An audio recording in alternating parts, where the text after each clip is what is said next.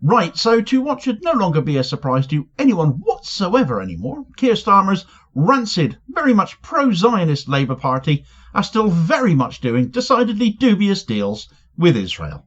When they know they're doing something wrong, something they know that the majority of the British populace will of course condemn, and when they got rumbled, as they absolutely have been, when they got questioned about that, boy did they squirm like worms on a hook. Questions put by the Foreign Affairs Select Committee to junior ministers in David Lammy's department regarding the justification of arms sales to Israel was met with bluster, deference to departmental heads and many a sweaty face.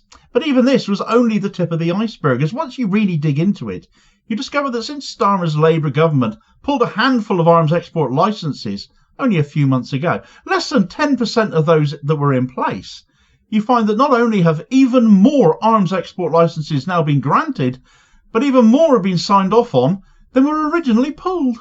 If you drop a £2,000 bomb into a densely urban area, I mean, what do you need to understand about the intent in order not to come to a judgment that that was just completely wrong? But I mean, there's a question of saying it is completely wrong versus saying, is it a violation of international humanitarian law? That sounds callous, but that is the difficult judgment that we have to make. And so the judgment you've arrived at is that that was potentially a legal act of war? The judgment that we are making, we are not setting out as officials to provide a complete analysis of Israel's compliance with IHL. We are setting out to establish whether, for the purpose of exporting, there is a clear risk that UK exports would violate the strategic export licence criteria through a violation of IHL. Right, so that was a House of Commons clip from the Foreign Affairs Select Committee. And no, that wasn't Jonathan Ashworth, yet again popping up on your screen. This wasn't Good Morning Britain after all. Looking flustered and sweaty the moment £2,000 bombs being dropped on tents by Israel were concerned and were put to said person, though I can absolutely see the resemblance. However, that was actually Cardiff South and Penarth MP, as well as the Minister for Europe, North America and Overseas Territories, Stephen Doughty. Probably best known for resigning from Jeremy Corbyn's top team during the so-called chicken coup attempt to topple a socialist leader of a then at least this at that point Democratic Socialist Party live on TV as that was, allegedly at the prompting of Laura Koonsberg. Selling arms to Israel definitely not a resigning matter for him now, though, it would seem. This was just a very simple question asking how ongoing arms sales can be justified when the people they are selling to are the sort of people who are dropping £2,000 bombs, dumb bombs, on tents with people in them. But despite his ministerial title and his responsibilities, he quickly turned to his Sir Humphrey-type department head to fluff some sort of a response on his behalf to committee chair Liam Byrne's direct question. Sir Humphrey then made a pig's ear of trying to demonstrate why this isn't a violation of international humanitarian law, to which, as Byrne rightly pointed out, meant, well, therefore you think this is some kind of legal act of war by default then, which elicited, well, more fluff, didn't it? Not very Sir Humphrey-like at all, actually, thinking about it. He knows his lines. Well, Sir Humphrey knows his lines, so I won't keep calling this chap that. And if the reference isn't familiar to you, well, do look up Yes Minister. There's clips galore on social media. Fill your boots. I had a clip come up on my TikTok earlier. That's why it was on my brain today while I was writing this. But it was a complete lash-up. It couldn't be justified, but it's happening anyway. All of it makes the UK a prime candidate for legal action down the line against UK ministers in relation to the ongoing atrocities being committed by Israel in Gaza and elsewhere besides. There were other questions during the questioning that warrant a mention due to their sheer callousness and idiocy as well, as the Foreign Office run by David Lammy ends up resembling more and more of a circus with every passing moment. Doughty was asked why there was no conclusion that had been arrived to by the Labour government, a position by that government on the fact £2,000 bombs are being dropped on tightly packed civilians in tents, and where the answer should be quite obviously, well, there should be, that there isn't. It's shameful. We should apologise for that and rectify the situation immediately, clearly stating how unacceptable such a situation quite clearly is. Instead, Doughty said, there is a technicality here about the way the assessments are done and the way in which those then inform.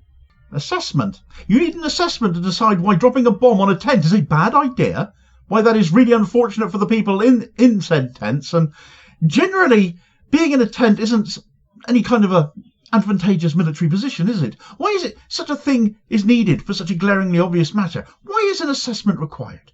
It's either right or it's wrong, Stephen Doughty, so pick one, please. The weasel of a man who resembles Jonathan Ashworth even more now, doesn't he?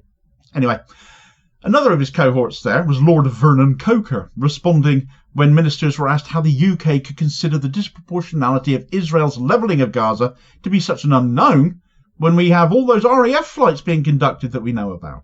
And after all, we know roughly half of all the intelligence flights being conducted for Israel over Gaza are being conducted by our RAF from the RAF base we have on Cyprus, RAF Akrotiri. And that is indeed what Coker drew attention to, surprisingly, not hiding the fact, but saying they were there to gather intelligence and that is all that they did. Well, they must have seen other stuff, surely, or were they ordered to wear blinkers while on these flights? Were they never asked to respond to other events and scenes they had witnessed? Surely they must have seen something. Enough flights were going on. Apparently not. Anyway, Squawk has covered more of this nonsense, in particular, and those involved in their article titled Video, Ministers, Officials Squirm as they try to justify helping Israel's genocide. So do check that out as well. All in all, the conclusion we must draw is that the Foreign Office cannot justify its ignorance, the plausible deniability it seems intent on fostering when it comes to atrocities being committed by Israel, and their loyalties to the genocidal apartheid state. But coming on to that matter of these arms sales, the quisling excuses they're coming out with when pressed by the committee in place to hold them to account makes this latest news all the more inexcusable and unforgivable. Now, as you are, I'm sure, aware, some months ago, it was fairly big news at the time, the UK Foreign Office suspended 30 of the 350 arms export licences we have with Israel, and they also issued a legal note along with its decision to suspend those licences to Israel, saying they were doing so on the basis that Israel probably was violating international humanitarian law, where they were blocking aid getting through to Gaza, or where they were clearly being exposed for mistreating prisoners and meting out torture, but stopped short of going any further. The implication of that is that the UK and US as well is that they consider the invasion of Gaza therefore to be a lawful invasion, because if they didn't do that, they couldn't justify any further arms sales at all. And this was very much the direction the fluster and bluster was taking in that committee round of questioning from the earlier clip. Well, of course this caused uproar at the time, didn't it? Less than 10% of all the arms export licences we had with Israel were banned.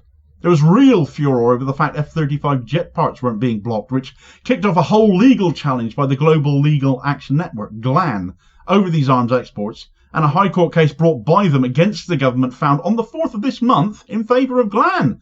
We didn't hear much about that in the news, did we? Which has forced the government into a review now. Weight added to this as it was by the fact the ICC had by this point issued arrest warrants for Benjamin Netanyahu and Yoav Gallant. Now that news, if anything, makes this latest exposure of government depravity even worse again, because where GLAN want a full ban on arms exports to Israel, where the UK government has banned 30, since then a further 34 arms export licences have now been approved. All of this has come despite the government having not carried out a compliance check for Israel on international humanitarian law since July, so that's before the arms export bans that we have seen come in. Despite Vernon Coker's determination that there was nothing else to see in the RAF intelligence gathering flights, the government itself hadn't even bothered to ask to see the footage they had taken so they could check for themselves. And it has also turned out that the biggest excuse over not blocking those F-35 jet parts, which is that they are part of an international manufacturing programme, UK parts therefore were intrinsic to that and would stymie the entire global construction process of these jets, well, it turned out the UK parts can be tracked individually by the US, so it can be insured against falling into Israeli hands. Declassified UK have written an extensive and detailed expose of this story. They published it just yesterday. It is brilliant. It is damning. It is titled Labour Allowed Dozens of Arms Exports to Israel After Weapons Sanctions. Here's a short excerpt. Keir Starmer's government has continued to approve arms exports to Israel even after some licences were suspended in September, it can be revealed. 31 standard and 3 open licences for military goods have been issued to Israel since the 2nd of September, when UK Foreign Secretary David Lammy announced partial restrictions on arms sales to Israel. Those items included components for trainer aircraft and commercial aircraft, which were not assessed to be used in relation to current military operations in Gaza. However, training aircraft can still be used to instruct Israeli pilots on how to conduct offensive operations in Gaza. 35 standard and 6 open licenses were also approved for items classed as non-military, such as telecommunications equipment and imaging cameras. The UK government refused to issue a further 18 licenses to Israel for components for combat aircraft and naval vessels, as well as components for targeting and radar equipment. Fundamentally, it seems Starmer and co. still think they can get away with sending what they deem to be less offensive items, completely missing the point that people want a complete and wholehearted trade ban with Israel, BDS. No more arms exports at all. No more exports whatsoever of anything at all, ideally, and instead they think they can work around that, all whilst clearly not doing the necessary due diligence and required checks. Arms embargo now. Nothing else is going to suffice anymore. Meanwhile, Lammy himself has fared no better in defending the indefensible, as he has now claimed in Parliament that taking down Assad in Syria has meant the country is no longer blighted by terrorists. Someone please inform the daft sod they're now literally running the country. Get all the details of that epic farce in this video recommendation here as your suggested next watch. Please do also hit like, share and subscribe if you've appreciated the info and would like to see more. It all helps support the channel and is very much appreciated. And I hope I will catch you on the next feed. Cheers folks.